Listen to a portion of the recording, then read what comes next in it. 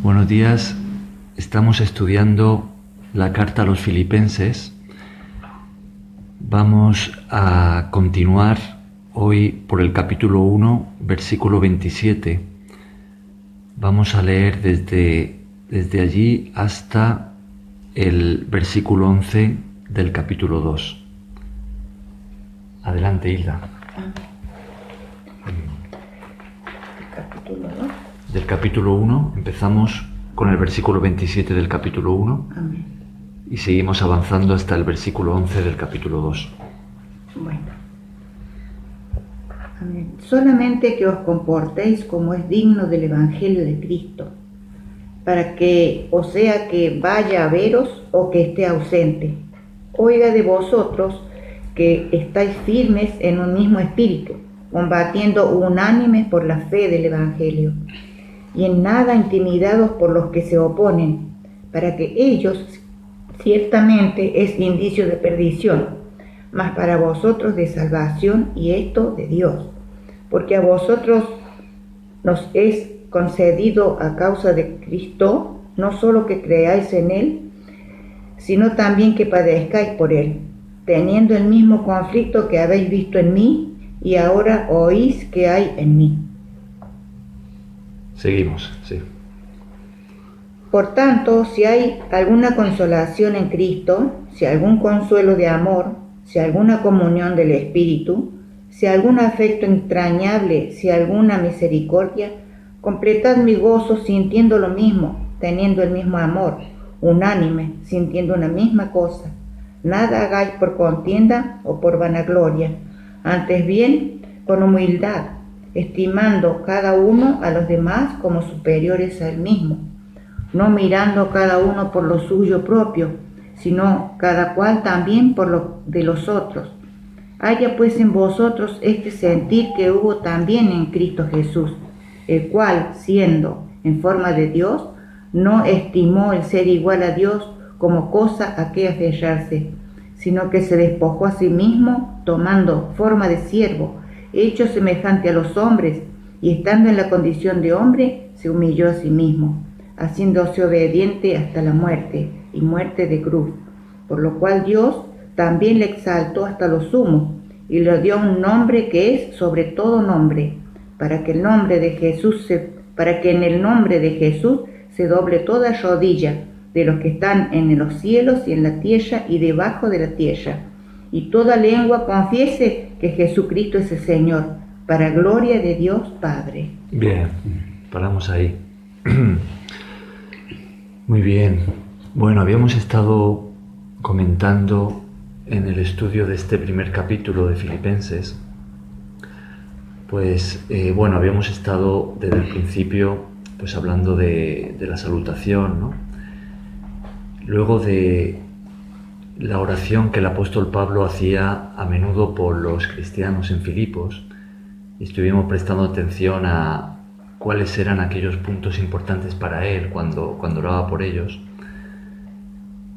Y después pasamos a una sección, ahí a partir del versículo 12, en el que el apóstol da un informe a la iglesia de Filipos, que es a la que él está escribiendo. Les da un informe acerca de cómo va su situación, cómo eso está repercutiendo en la misión, y un informe también acerca de su persona, de qué se podía esperar, ¿no?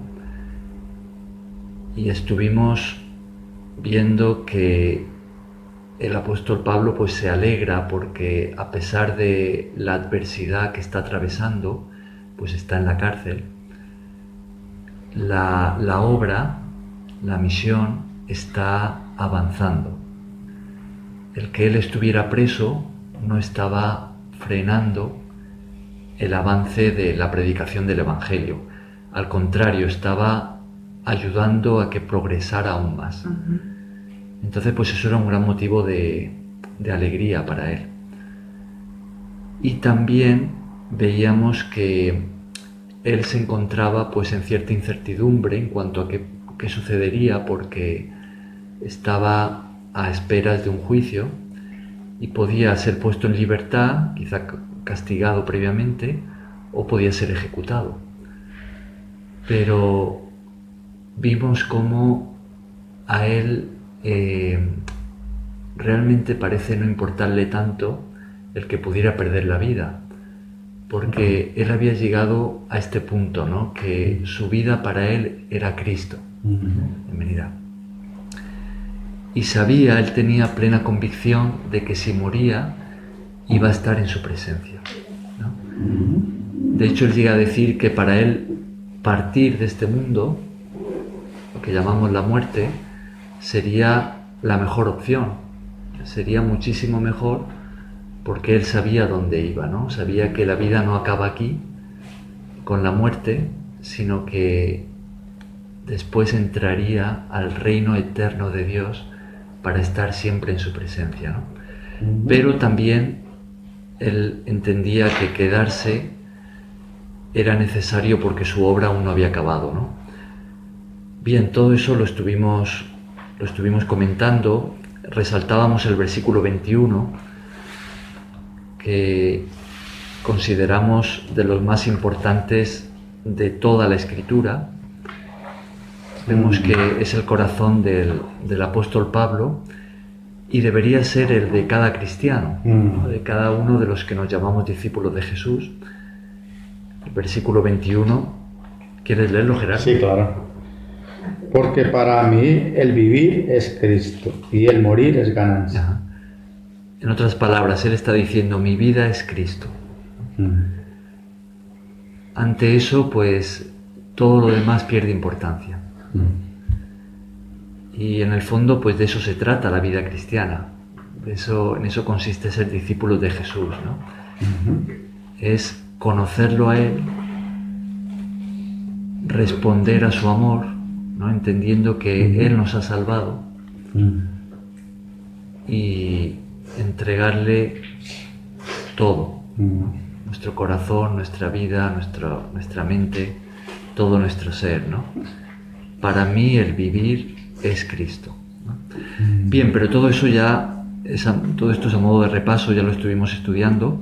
Entonces hoy hemos leído desde el 27, ¿no? A partir de este versículo, pues ahora vamos a entrar en una nueva sección en esta carta, en la que el apóstol Pablo ya se coloca en su función de maestro, ¿no? Hasta ahora pues ha estado informando, ha estado explicando cómo estaba su situación, pues también hablando de cómo él oraba por los cristianos allí, pero ahora pues entra en esta función de enseñanza, ¿no? Y él va a pasar a instruir, ¿no? A dar instrucciones a la iglesia.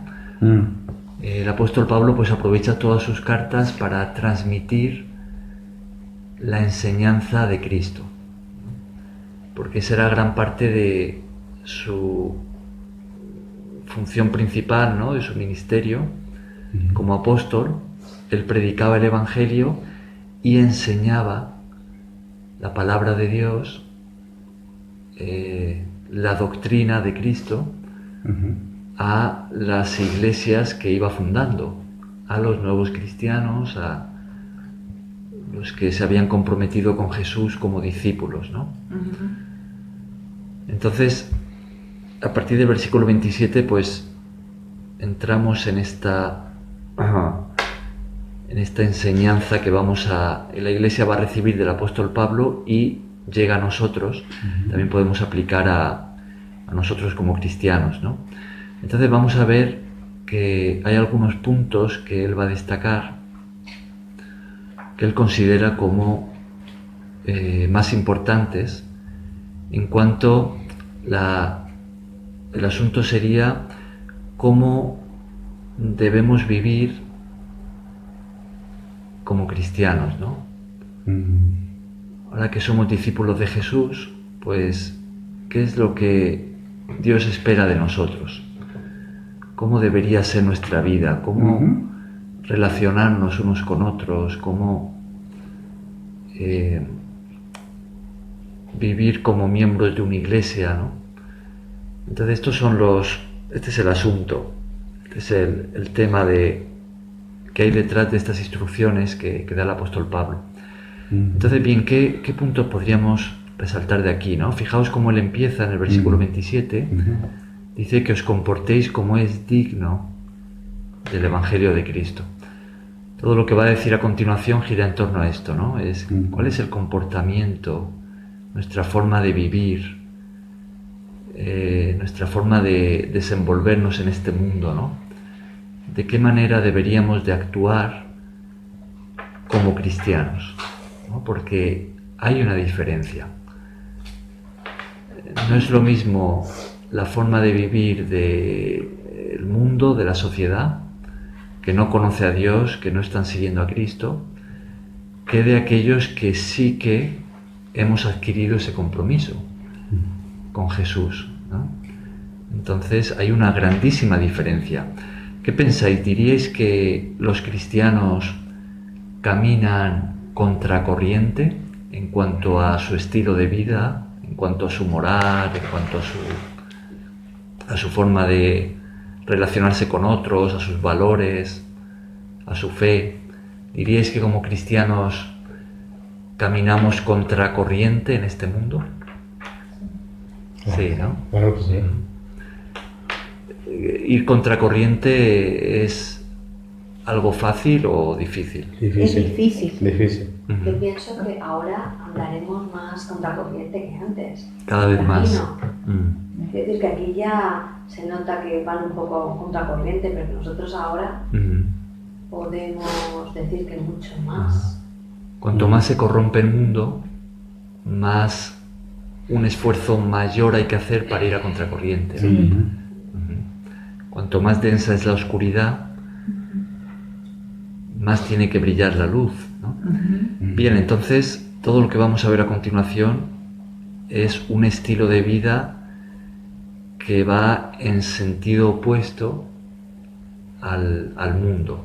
Con lo cual, yo creo que la tibieza vale menos, o sea, sirve menos, quiero decir. Que es más difícil verlo, ver la diferencia y también meterse en la oscuridad.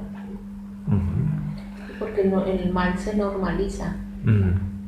Entonces se ve más aparentemente normal cuando...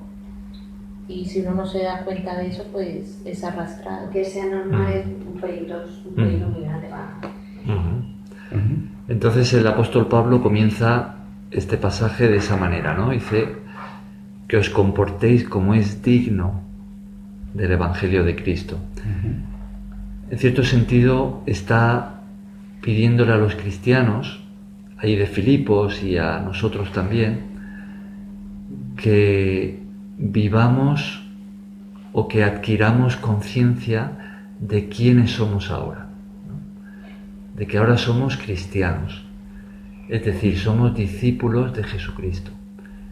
Entonces nuestra manera de vivir debe ir acorde con lo que somos, con el compromiso que hemos adquirido con Jesús. O sea que ya no podemos vivir como antes, que es como vive el mundo, ¿no? Como vive la sociedad, sino que ahora nuestros valores son otros. Ahora nuestro estilo de vida debe ser otro, nuestra forma de relacionarnos con los que nos rodean también, ¿no? Bien, vamos a ver qué puntos destaca él aquí. Fijaos que en ese mismo versículo 27 dice que estemos firmes en un mismo espíritu, combatiendo unánimes por la fe del Evangelio. Entonces es lo primero que va a destacar, es la unidad, ¿no? Dice que los cristianos debemos ser una familia unida. Esto es algo muy importante porque de lo que más abunda en este mundo es la división, ¿no? Son las peleas, eso lo vemos hasta en las propias familias de sangre, ¿no? Que cuánto escuchamos de esto, ¿no? Que mueren los padres y ya todos los hijos se pelean por el dinero, ¿no? Por la herencia, sí. Por la herencia, ¿no? Es algo muy típico, ¿no? O que pues escuchamos de hermanos que no se hablan por años, ¿no? Vemos que los amigos que ya no tienen intereses comunes, pues pueden pasar fácilmente de la amistad al odio, ¿no? Vemos cómo las parejas se rompen, los matrimonios se destruyen, los hijos sufren por eso, ¿no? Yo creo que es importante el valor de la unanimidad. Muy importante, creo que enseña mucho a uno. Ajá. Mucho sacrificio, porque como se lleva la autonomía, cada uno la independencia, unirte a otro y a otros cuesta hoy día, y es un valor que hay que destacar, ¿no? Sí. De hecho, No viene solo. Claro. De hecho, cada vez más la mentalidad de la sociedad en la que estamos, yo diría principalmente del mundo occidental, ¿no? Es más y más individualista, más y más centrada en uno mismo, ¿no? Construir mi vida en base a mí, ¿no? A qué es lo que a mí me gusta, lo que yo quiero, lo que a mí me apetece, mis sueños, Es una mentalidad... Los intereses de los demás, pues. Claro, cada vez más centrada en uno mismo. Pero que se ve como que es lo normal. Es lo normal en este mundo. Es que debería de normalizar. En Sudamérica es igual, todas las personas hoy en día cada vez más, o sea, yo miro es por mí y yo progreso, paso por encima del hermano, del amigo, con tal de yo ir para arriba y tener dinero. La mentalidad del mundo te dice que eso es normal. Pasa en los mismos matrimonios. Dice, ya me cansé, yo ahora me cansé y debo vivir mi vida ya, lo que yo me merezco, lo que yo soy, lo que yo valgo. La diferencia entre eso y lo que nos dice el Señor, porque lo que tú tal, pero es que el Señor no te dice que tú eres importante, pero es de otra manera. Es que ahí el Señor tiene... Es todo lo contrario. Al final se reduce en el inicio de todo, cuando el ángel caído deseó ser más que Dios. Ese corazón de envidia, de orgullo, y él se envaneció. Diciendo, yo tengo que ser. Y esa es la misma raíz que hay. Y que quiere traer al mundo. Sí, que yo estoy de acuerdo con lo que está diciendo aquí mi hermana Giovanna, que eso va muy basado también en el yo. En el yo. Y en tener la envidia, la contienda, el orgullo. Todo eso nos radica o nos lleva a esto que estamos leyendo, que por orgullo, por envidia y por el yo hacemos cosas muy diferentes.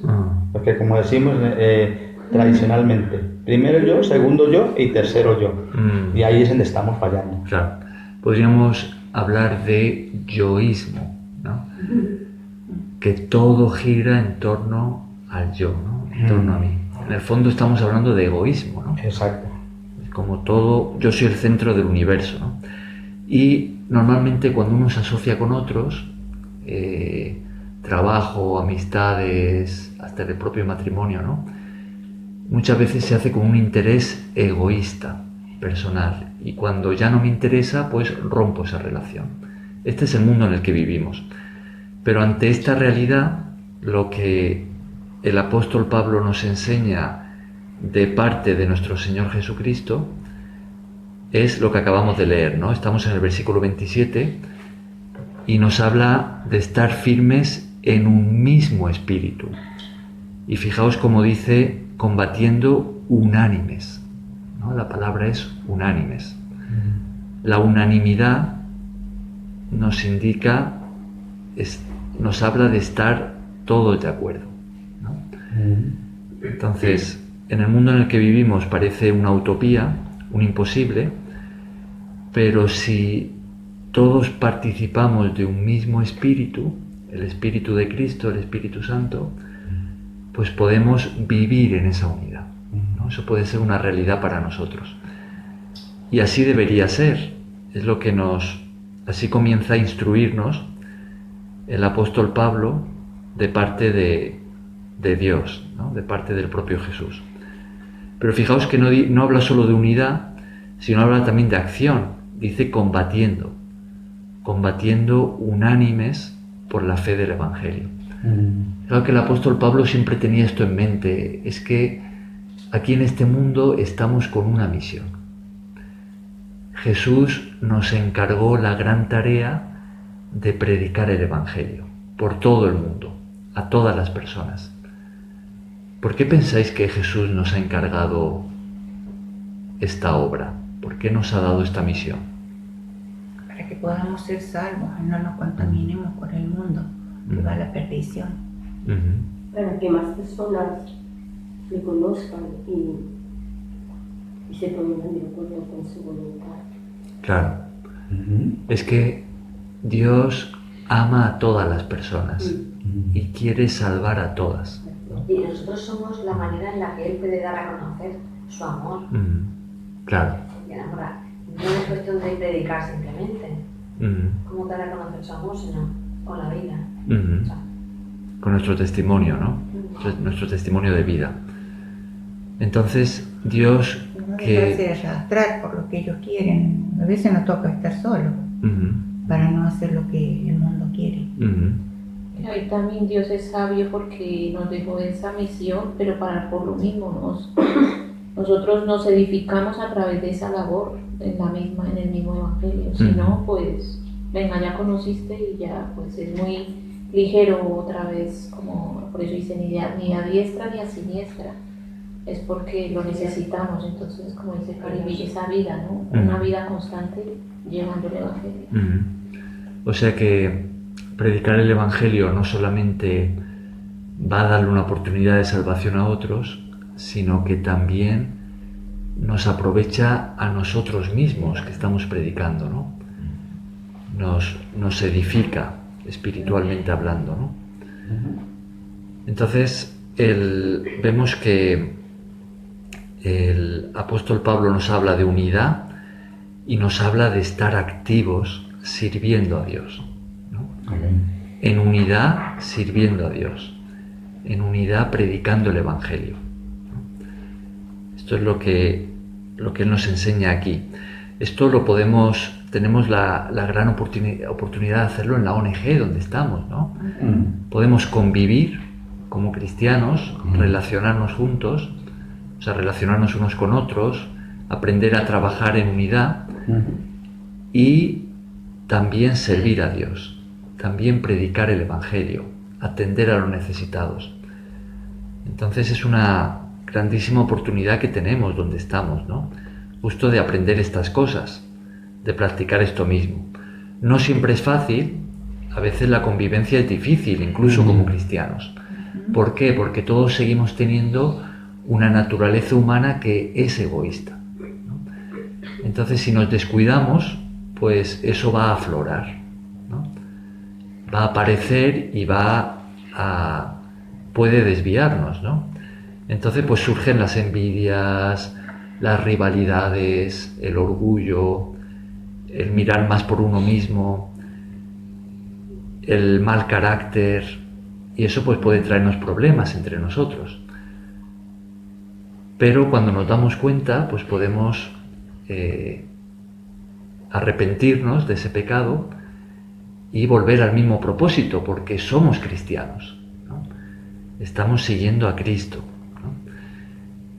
Y también servir a Dios no siempre es fácil, ¿no? A veces pues tenemos que atender a personas que nos hablan mal, que son desagradecidas, que nos tratan mal, o quizá pues vemos que tenemos que hacer un gran esfuerzo, que tenemos que renunciar a otras cosas. Entonces no siempre es sencillo, ¿no? Pero tenemos la oportunidad de hacerlo en la ONG, de aprender a servir a Dios y a hacerlo en unidad, ¿no? Y esto es precisamente lo que destaca aquí el apóstol Pablo. Bien, lo siguiente de lo que él habla es de, podríamos decir, temor versus fe, ¿no? O valentía. Es que cuando las circunstancias son adversas, pues se hace como estamos diciendo, ¿no? Requiere un esfuerzo mayor, más valentía, el servir a Dios, el predicar el Evangelio. Y en el contexto en el que él escribe esta carta, pues había persecución contra los cristianos, ¿no? Entonces por eso les dice que no estén intimidados, no se dejen llevar por el miedo de aquellos que se oponen, ¿no? Estamos en el versículo 28, ¿no? Que eso, pues claro, los que se oponen al Evangelio, pues para ellos eso es una muestra de que están perdidos, ¿no? Pero los que predican el Evangelio y se mantienen en ese empeño, pues eso es un testimonio de su propia salvación, ¿no? Y eso es lo que nos dice ahí en el versículo 28. El versículo 29 es muy interesante. ¿Quieres leerlo, Joana?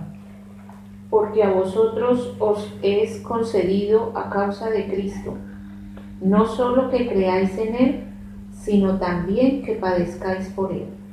¿Cómo diríais en base a este versículo que el apóstol Pablo veía esto de sufrir por ser cristiano, o sufrir por servir a Dios, sufrir por predicar el Evangelio? ¿Cómo lo veía él en base a este versículo? Yo diría que lo veía en esa parte, digamos, de que si estamos en Cristo tenemos que sufrir. O sea, para poder llegar al Evangelio y predicarlo como el Señor mandó a su Hijo, tenemos que sufrir. Porque inclusive sufrir persecución, que es lo que está pasando ahora mismo. Persecución contra los cristianos. Y en esa parte pues tenemos que estar muy activos, porque eso es lo que el Señor nos manda, a sufrir para poder llegar a donde tenemos que llegar, llegar a la meta. Tengo un pequeño título en esta Biblia que dice el privilegio de sufrir. Privilegio. El privilegio. Esa sería la palabra. Esa sería la palabra, Sí, privilegio. Claro, el apóstol sufría, pero él gozaba de ese sufrimiento. A pesar de que él estaba en angustia porque no sabía si iba a morir o qué iba a suceder con él, ¿no? Era lo más lógico que le mataran. Pero él gozaba, él estaba en gozo con Jesucristo, porque se estaba extendiendo la palabra de Jesucristo, el conocimiento del nuevo evangelio, ¿no? Eso. Sí. Pablo lo veía o lo entendía que era un don de Dios, que era concedido de parte de Dios que estas personas llevaran ese propósito, ¿no? Con Cristo, creyéndole y padeciendo por él. Entonces para Pablo sufrir por amor a Cristo era un privilegio. Es un privilegio que Dios nos haya concedido a nosotros el conocimiento de la causa de Cristo, que padeció Él por nosotros. Es como corresponder a su amor, ¿no? Como Él sufrió para salvarnos a nosotros y sufrió hasta la muerte. Entonces si Él me permite a mí sufrir también por amor a Él, ¿no?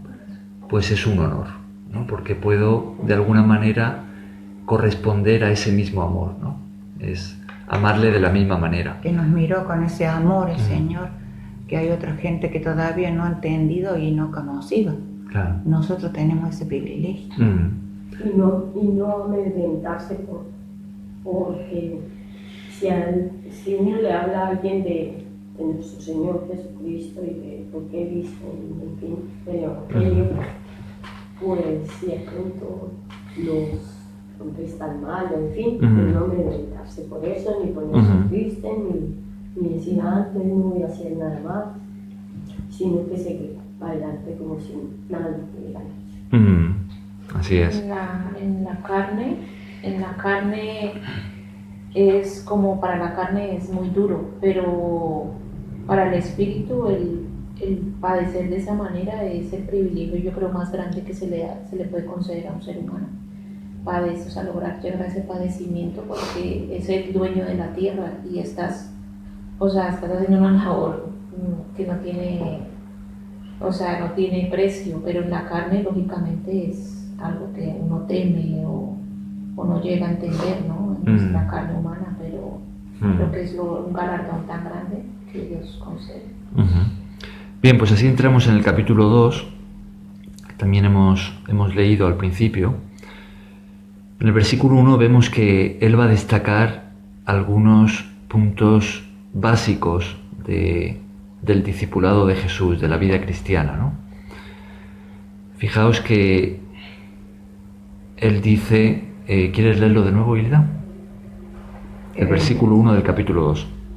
Por tanto, si hay alguna consolación en Cristo, si algún consuelo de amor, si alguna comunión del Espíritu, si algún afecto entrañable, si alguna misericordia. Bien, y en el versículo 2 pues les va a decir que tengan eso mismo, ¿no? Dice, sintiendo lo mismo, ¿no? Teniendo el mismo amor, unánimes, ¿no? Entonces, fijaos, los puntos que él destaca aquí, pues dice, lo primero de todo dice consolación en Cristo, ¿no? Otra forma de traducir esta misma palabra es ánimo, consolación o ánimo en Cristo. Ahí podemos ver pues el mensaje de salvación, ¿no? Cómo conocer a Jesús y creer en Él, en lo que Él ha hecho por nosotros, pagando por nuestros pecados en la cruz, recibirlo como nuestro Salvador, como nuestro Señor, pues eso nos ha traído un gran consuelo y ánimo a nuestro espíritu, ¿no?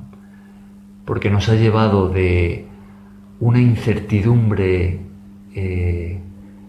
interna en cuanto a nuestro futuro, en cuanto a nuestra realidad frente a Dios,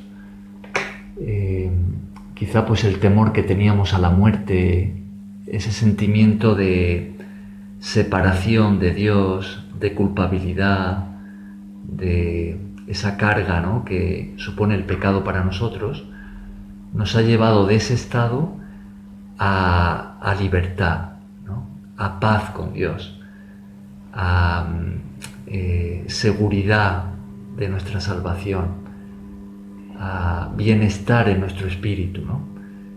Es lo que produce la conversión, esa entrega a Jesús cuando hemos conocido el Evangelio, ¿no?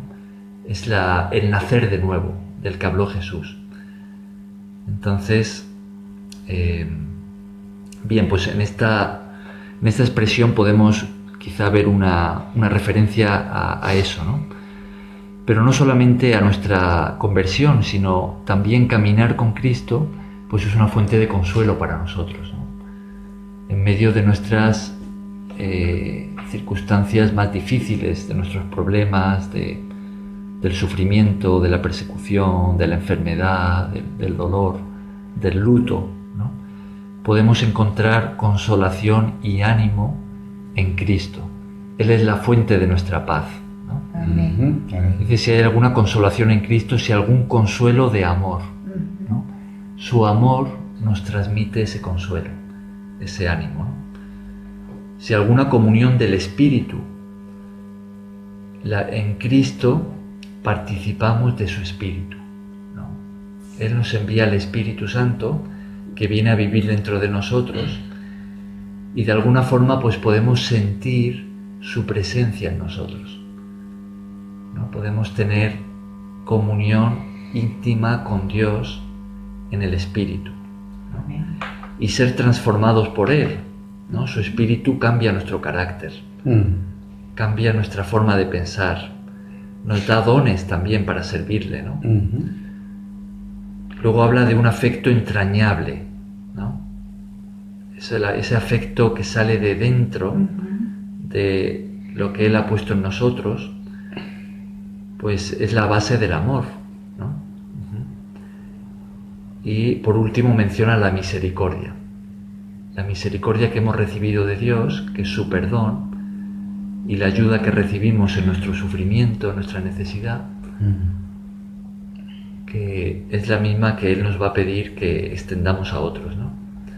Entonces, bien, todos estos puntos que menciona aquí el apóstol Pablo como básicos de la vida cristiana, pues fijaos que Él nos está instruyendo.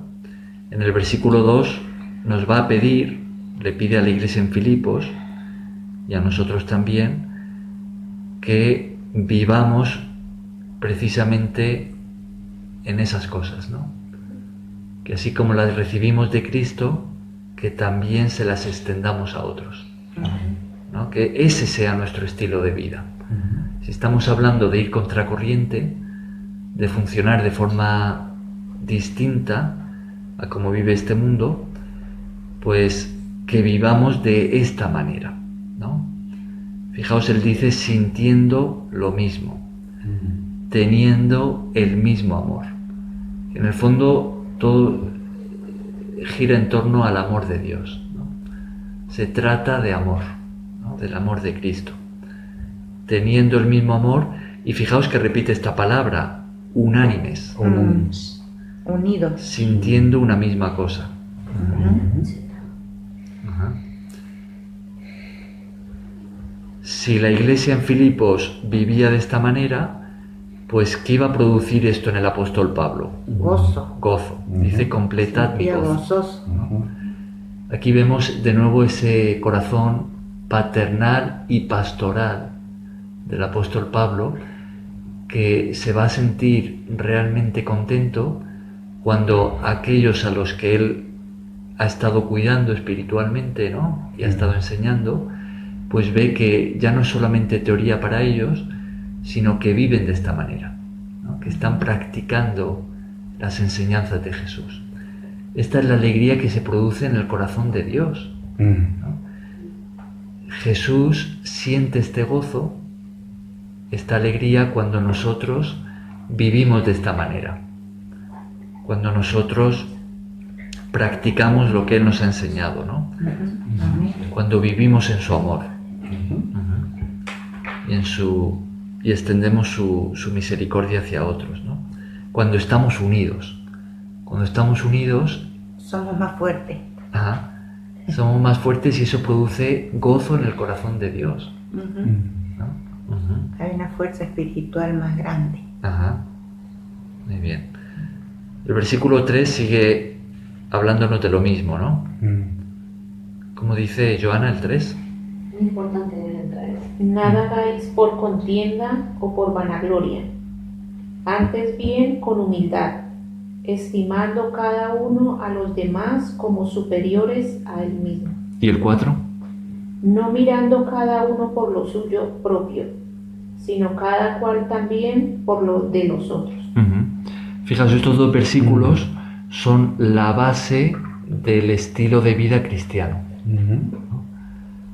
Si nos preguntáramos cómo espera el Señor que vivamos, cómo podemos seguir a Cristo en nuestra forma de relacionarnos con otros, cómo podemos llevar a la práctica la doctrina cristiana, ¿no? La enseñanza de Jesús, pues estos dos versículos lo resumen muy bien, ¿no? Nos habla tanto de humildad en contraposición al orgullo, ¿no? Como de lo contrario del egoísmo, ¿no? El darse a otros, el servicio desinteresado, el pensar en los demás, la generosidad. Yo muchísimas veces, el número 3, tengo que citarlo. Al estar rodeado de niños para educar, bueno, ni por contienda ni por vanagloria. ¿Qué significan esas palabras, contienda y vanagloria? Peleas. Que no hagamos nada ni que nos enfrente, que nos oponga para pelearnos, por discutir, cualquier cosa que sea, discutir y estar contra otra persona, ni por vanagloria, ni creyéndonos mejores, ni mucho menos, ni por presumir, ni nada de eso. Claro, así es. La contienda nos habla de pelea, de estar unos en contra de otros, rivalidad, ¿no? Esas malas discusiones, Eso es la contienda, ¿no? Y la vanagloria, pues es el orgullo, es Gloriarse, sí, claro. por lo que hace. Claro, Claro. el presumir, el querer Sí. uno estar por encima, Ujú. ser mejor, mostrar, ¿no? Como se dice. Es que hoy los TikToks, Ajá, por ejemplo, claro. Es, Sí. es curioso porque eso es lo que la sociedad te enseña, ¿no? Que Claro. tú seas, que vayas allí como el mejor, allí en el Ferrari, y Claro. por eso eres mejor. Mm, Es una falsedad Claro. terrible, terrible, porque es causa... un mundo vacío. Exacto. claro, mundo vacío. Fijaos cuán a contracorriente es seguir a Cristo, ¿no? Ujú. Ajá, Pero un mundo vacío para el que muchos pueden luchar mucho ajá, para conseguirlo. Ajá. Y después, sin embargo, un mundo vacío después de... mm, Y ahí se quedan en la lucha. Mostrar cosas que quiere que otro vea de lo que uno ha hecho para vanagloriarse uno mismo. claro. Ujú. Entonces eso es precisamente lo que no debería de haber en nosotros como discípulos de Jesús. Exacto. Cuando estas cosas están en nosotros, entonces somos cristianos infantiles, Ujú. ¿no? Carnales, que aún no hemos crecido. Ujú. Entonces necesitamos crecer y deshacernos de estas cosas, Sí, ok. cambiar de mentalidad, aprender de Jesús. Sí, Cristian, porque quería destacar yo que dice también lo que decimos de vanagloria. Esto va también compaginado con la vanidad, que es Claro. lo que también nosotros tenemos por dentro, mucha vanidad, mucho orgullo. Entonces eso es lo que nos tenemos que deshacer de todas estas cosas. Claro, exactamente. Entonces dice, nada hagáis por contienda o por vanagloria, antes bien con humildad. Ujú. Y fijaos que lo que él añade, ¿no? Como casi como queriendo explicar qué es esto de la humildad. ¿No? Dice, estimando cada uno a los demás como superiores a él mismo. Es decir, todos deberíamos de vernos unos a otros como si son más que yo, ¿no? Como que tú eres más que yo y entonces yo estoy dispuesto a servirte. Que no es otra cosa que el ejemplo que Jesús nos dio, ¿no? Jesús siendo más que nosotros, Siendo el dueño siendo del Dios, universo. Él voluntariamente, por amor a nosotros, ocupó la posición del siervo. Entonces, esta es la enseñanza que tenemos aquí. Es que, mira, yo puedo tener quizá más conocimiento que mi hermano, o más títulos, o más dinero, o más de lo que sea, ¿no? Ujú. Pero en lugar de crecerme y mostrar y tratar a mi hermano como inferior a mí, pues voy a bajar yo y ocupar la posición del siervo para servir a mi hermano, ¿no? Ujú. Por amor a él, por amor a Jesús. Esa es la enseñanza que tenemos aquí, ¿no? Antes bien con humildad, estimando cada uno a los demás como superiores a él mismo. Ujú. Y el 4 nos dice, no mirando cada uno por lo suyo propio, sino cada cual también por lo de los otros. Ujú. Mirar cada uno por lo suyo propio, ese es el egoísmo, ¿no? Primero yo, Ujú. ¿no? Y después, si puedo ayudar a otro, pues lo haré, pero primero de todo yo. Aquí se invierte, Ujú. el sentido es el contrario, ¿no? Es, vamos a pensar primero en los demás, en atender a las necesidades de nuestros hermanos, Ujú. y en cuanto a las nuestras propias, pues vamos a confiar en Dios, ¿no? Que tenemos un Padre en el cielo Ujú. que va a cuidar de nosotros. Amén. Bien, leemos una vez más el 3 y el 4. Sí. Gerardo, ¿quieres? Nada hagas por contienda o por vanagloria, antes bien con humildad, estimando cada uno a los demás como superiores a él mismo, no mirando cada uno por lo suyo propio, sino cada cual también por lo de los otros. Bien. A partir de ahí, pues, entramos en una sección aquí de este capítulo, del versículo 5 al 11, en el que el apóstol Pablo nos va a presentar a Jesús como nuestro ejemplo, para respaldar lo que Él nos está enseñando, porque Él no está haciendo otra cosa más que transmitirnos la doctrina de Cristo. A través de lo que Él nos está escribiendo, en el fondo lo que estamos haciendo es escuchar al propio Jesús. La enseñanza viene de Cristo, ¿no? Entonces, en estos versículos que vienen a continuación, del 5 al 11, pues Él va a respaldar la enseñanza con la vida de Jesús, con el ejemplo que Él nos dejó, ¿no?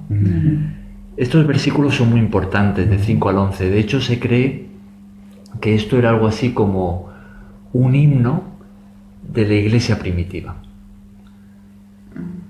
Algo que la iglesia del primer siglo está escrito de una forma un tanto poética, pues aprendía de memoria y lo recitaba, lo cantaba, ¿no? Y lo transmitía así, pues de cristiano a cristiano, ¿no? De padres a hijos, a los nuevos convertidos, pues algo así como diríamos quizá como un lema, ¿no? Un lema cristiano, un himno que recoge pues lo que es el Evangelio, ¿no? Los puntos principales de la fe cristiana. Hay mucho que podríamos, en este himno podríamos detenernos, si queremos, incluso hasta días, ¿no?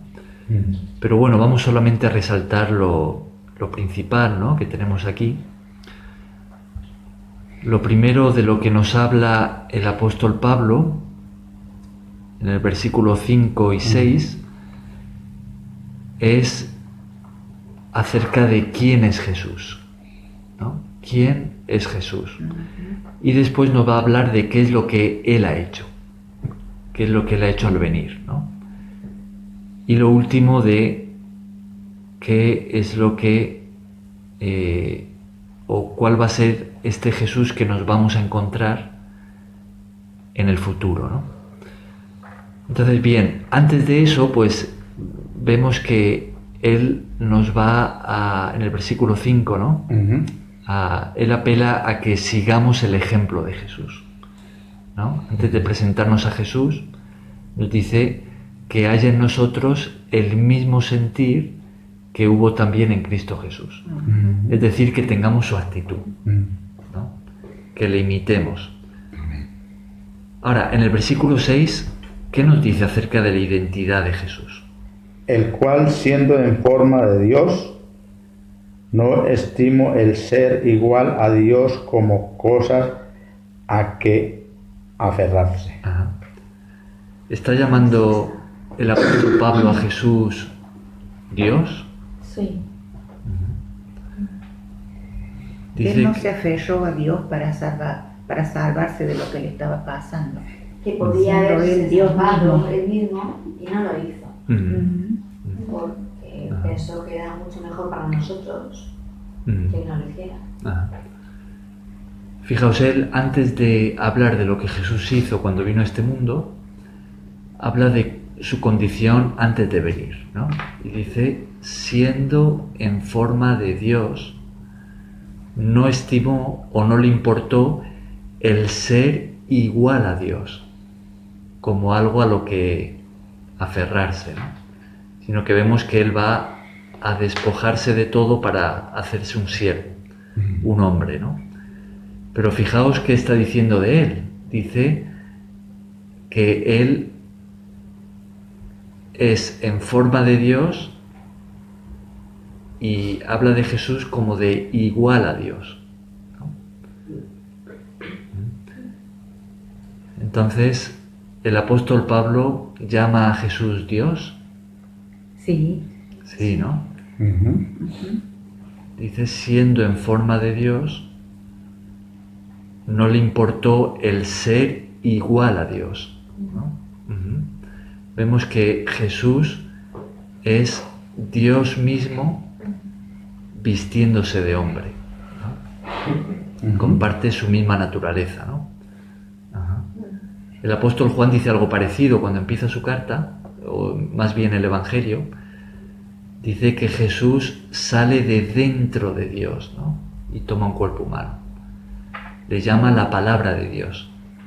Dice la palabra de Dios que existía desde el principio El verbo. con Dios, el verbo, y que era Dios, ¿no? Vemos que la palabra sale de dentro y adquiere una naturaleza humana para venir a este mundo. Ese es Jesús. Pero ¿qué es lo que va a hacer Jesús? Porque si vemos que Él existía como Dios, vemos que Él está en el lugar más alto, ¿no? Más elevado de todos, en el lugar más glorioso, ¿no? Pero ¿qué es lo que va a hacer? No le importó eso a él. Se despoja así. Se despojó. Otra forma de traducir esto es que se vació. ¿De qué se vació? Pues se vació de su gloria. De todo lo que se limitó a sí mismo, ¿no? Todo lo que conllevaba el ser Dios, ¿no? El ser en forma de Dios, o el ser igual a Dios, como dice en el versículo 6, pues vemos que Él se va a vaciar, se va a despojar a sí mismo, ¿no? Y se va a despojar ¿para qué? ¿Qué va a hacer? Se hizo como siervo, un ser humano. Ajá. Tomando forma de siervo, hecho semejante a los hombres. Es decir, se va a hacer un hombre, se va a encarnar y va a... Ya hacerse un hombre, eso para Dios es bajar mucho, ¿no? Pero encima va a vivir como un siervo. No como podría haberse hecho un hombre, Un rey. pero un gran rey, ¿no? Y haber gobernado como rey en todo el mundo, pero Él va a venir como un siervo de todos, tomando forma de siervo, hecho semejante a los hombres, Dios mismo haciéndose siervo, ¿no? Pero ¿qué más qué tenemos a continuación? Él va a bajar todavía más. ¿Qué tenemos en el Se versículo 8? humilló. Haciéndose obediente hasta la muerte. Ajá. O sea que Él se va a humillar y va a aceptar la muerte por todos, ¿no? Pero ¿qué tipo de muerte? En la cruz. Y muerte de cruz, ¿no? Que era la muerte más horrible y más humillante que existía. Era una tortura en la que el criminal era expuesto públicamente porque era colgado en una cruz a los ojos de todos y a veces pues estaba ahí por días, ¿no? Era una muerte lenta, dolorosa, por asfixia. Ellos eran conscientes, los romanos eran conscientes, porque los romanos, que eran ciudadanos romanos, no podían morir así, Claro. en la cruz. Un ciudadano romano que cometía un crimen digno de muerte no le era permitido morir en una cruz, ¿no? Por ser ciudadano romano, ¿no? Era decapitado o podía morir de otra manera, pero no en la cruz, ¿no? La cruz estaba reservada para la escoria, ¿no? Para los peores criminales, y eran expuestos públicamente, ¿no? Como aquí está lo peor de lo peor, ¿no? Humillados ante todos, ¿no? Desnudos, ¿no? Y ahí pues muriendo de una forma lenta y dolorosa. Y esa es la muerte que Jesús va a abrazar por amor a nosotros, ¿no? Fijaos cómo el camino hacia abajo, ¿no? Dios, ¿no? En lo más alto, que baja, que se hace un hombre, baja todavía más, se pone en la posición del siervo para servir a todos, baja todavía más, escoge morir por nosotros y baja todavía más en la muerte más humillante y horrible de todas, la cruz, ¿no? Entonces, ese es el camino que Jesús sigue. Y ese, en el versículo 5, es la actitud que nos pide que tengamos nosotros como cristianos. Recordamos que ser cristiano es seguir los pasos de Cristo, ¿no? Es imitarle a Él, es seguir su ejemplo. Entonces, si Jesús fue hacia abajo, por amor a nosotros, fijaos que nadie le obligaba a hacerlo, ¿no? Él no es que le humillaron. Fijaos, sí que le humillaron, pero fijaos en la expresión a sí mismo. La tenemos dos veces aquí. En el versículo 7 dice se despojó a sí mismo. Y en el versículo 8 dice se humilló a sí mismo. O sea, lo contrario de lo que teníamos en el versículo 4, que es el egoísmo, ¿no? Que lo que sería es vivir para uno mismo, para levantarse uno mismo, nos dice que no hagamos, o sea, no mirando cada uno por lo suyo propio. Y ahora vemos el ejemplo de Jesús, que a sí mismo se despoja, a sí mismo se humilla, ¿no?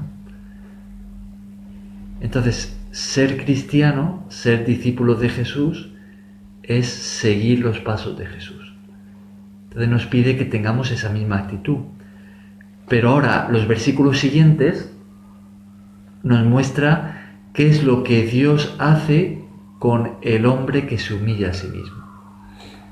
¿Qué es lo que Dios hizo con Jesús después de su muerte, cuando ya llegó en ese viaje hacia abajo, llegó al fondo, ¿no?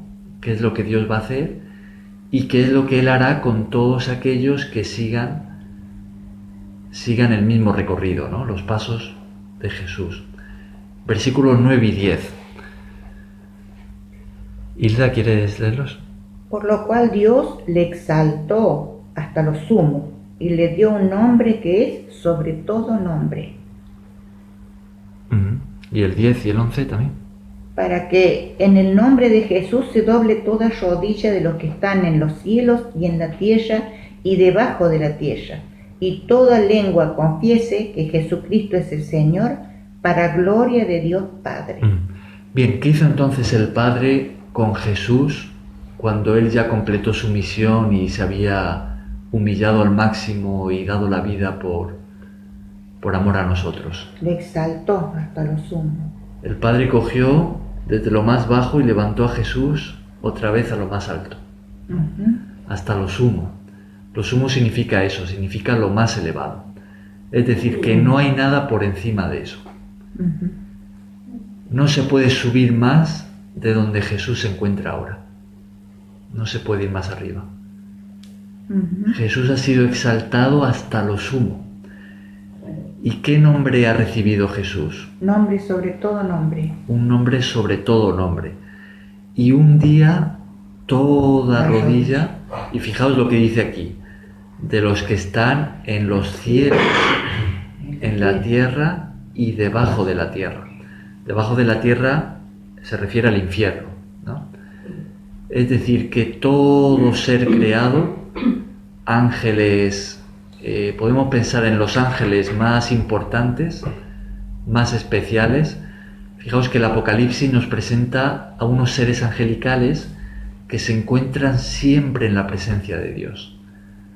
Hablamos de querubines, de serafines. Podemos hablar de los seres más poderosos, más santos que Dios haya creado, ¿no? Tanto ellos como todos los seres humanos, los redimidos y los no redimidos, los salvos y los perdidos, como los condenados, ¿no? Podemos pensar hasta en el diablo, los ángeles caídos.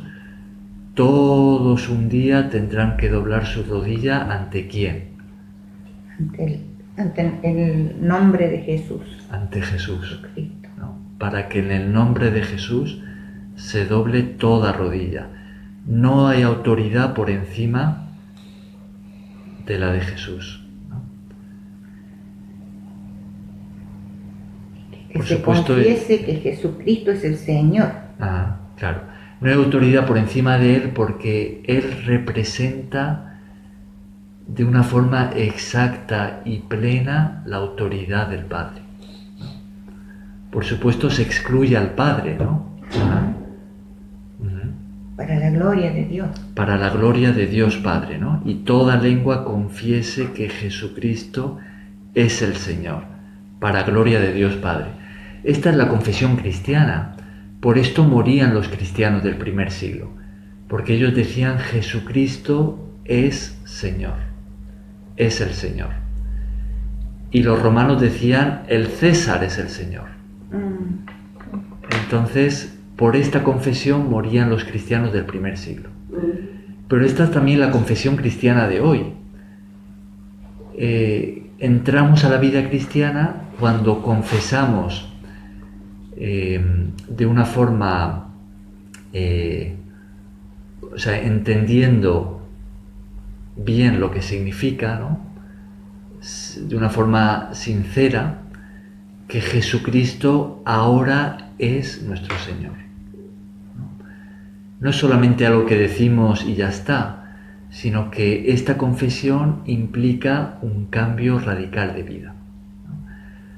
Ahora estamos dispuestos a vivir contracorriente para seguir a Jesús, para obedecer a nuestro Señor, ¿no? Esta es la entrada a la vida cristiana, la confesión de fe.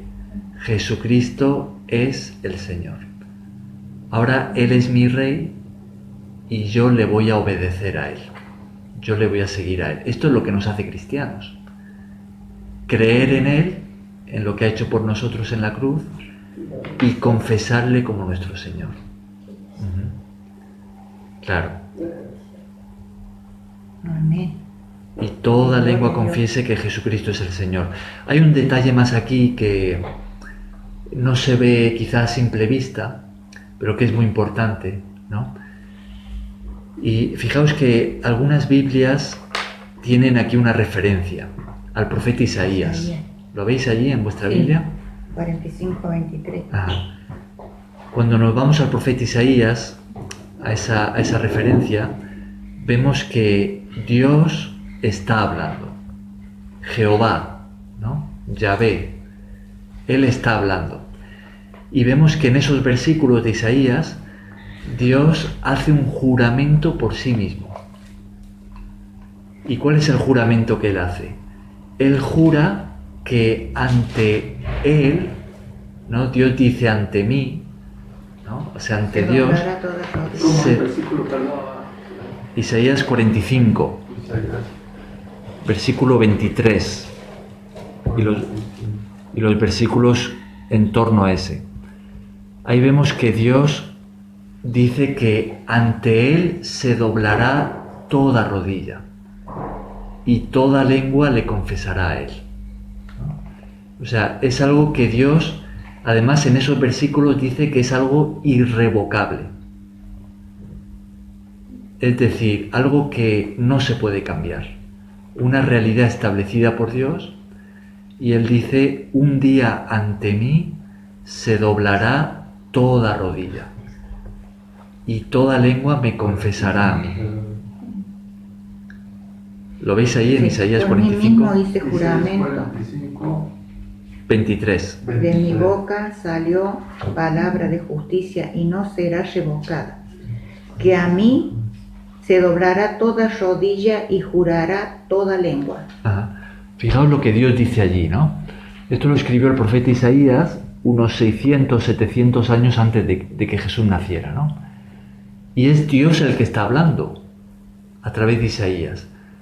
Y Dios dice que ha hecho un juramento por sí mismo que no va a ser revocado. De mi boca salió palabra de justicia. ¿Y cuál es ese juramento? Dice que ante mí, dice Dios, se doblará toda rodilla y confesará toda lengua. Jurará toda lengua. Pero fijaos lo que está haciendo aquí el apóstol Pablo. El apóstol Pablo, que sin duda conocía muy bien esta escritura, recordemos que antes de convertirse, el apóstol Pablo era rabino, ¿no? Él había estudiado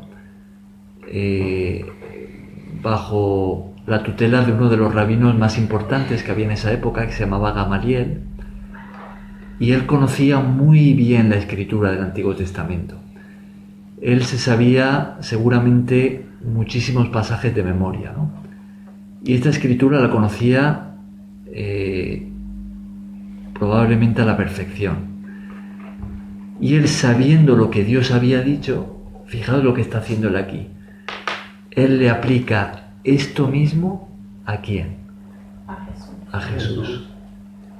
Él dice, ante Jesús se doblará toda rodilla y toda lengua, y él añade que está en el cielo y en la tierra y debajo de la tierra, todos se arrodillarán ante Jesús y confesarán que Jesús es el Señor. Fijaos que ese título de Señor era el título que utilizaban los judíos para referirse a Dios, ¿no? Que se lo aplicaban a Él, ¿no? Dios es el Señor, ¿no? Y ahora el apóstol Pablo le está aplicando esto mismo, y esto que Dios había dicho sobre sí mismo se lo está aplicando a Jesús. Está diciendo, es a Jesús. El Señor. ¿Para qué? Para gloria de Dios Padre, ¿no? Esto es lo que el Padre quiere. Y cuando el Padre dijo esto, ante mí se doblará toda rodilla, ¿en quién estaba pensando? En Jesús. En Jesús. Ante Jesús se doblará toda rodilla.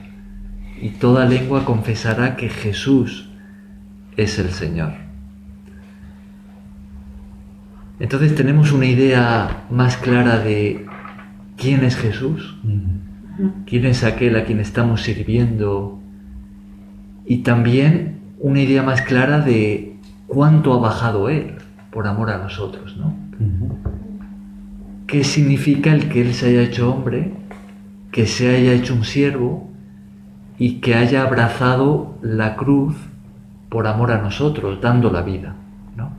El apóstol Pedro incluso dijo, lo estudiamos en su día, ¿no?, que Él descendió tras su muerte a las partes más bajas de la tierra, ¿no? Como apelando a su descenso al infierno, ¿no? Ajá. Entonces podemos entender qué gran valor tiene lo que Jesús ha hecho, ¿no? Y lo que el apóstol Pablo nos enseña en el nombre de Jesús es que tengamos la misma actitud, que vivamos de la misma manera. Y un día también en Cristo Dios nos levantará a nosotros y nos concederá por su gracia, ¿no?, por su favor inmerecido, si estamos en Cristo, el participar de su misma gloria, de la gloria de su Hijo, por toda la eternidad, ¿no?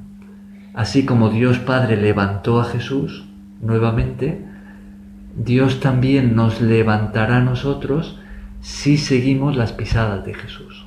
Amén.